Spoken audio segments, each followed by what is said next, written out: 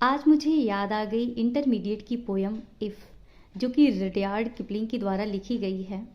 इसमें एक पिता अपने बेटे को नसीहत देता है कि अगर तुम्हारे अंदर ये क्वालिटीज़ हैं तो समझ लो ये दुनिया तुम्हारी है और तुम इस दुनिया के हो।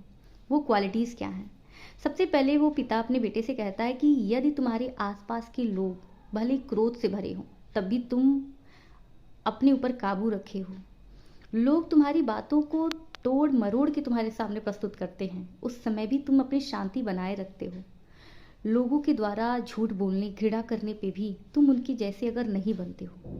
अगर राजा का साथ पाकर भी, ऊंचाइयां छूकर भी तुम सामान्य बने रहते हो, या फिर तुम्हारे जीवन से सब कुछ बिखर जाता है, टूट जाता है, छूट जाता है, इसके बाद भी तुम फिर से शुरू करने की गट्स रखते हो, हिम्मत रखते हो, तुम्हारी इच्छा शक्ति अगर मजबूत है, लोगों के द्वारा घृणा पाने पे भी तुम उनसे घृणा नहीं करते हो।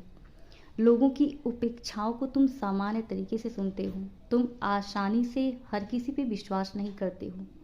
तुम हद से ज़्यादा प्रेम और घृणा किसी से नहीं करते हो। कुल मिला के उस पिता का मतलब ये था कि अगर तुम हर परिस्थिति में सामान्य रहते हो तो ये जो सक्सेस है, जो प्रॉस्पेरिटी है जीवन की, वो तुम्हें मिलेगी।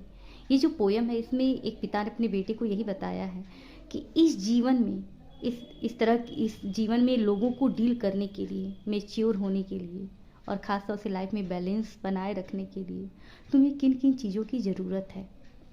और अगर ये सारी चीज़ें तुम फॉलो करते हो तो ये दुनिया तुम्हारी है और तुम इस दुनिया के हो।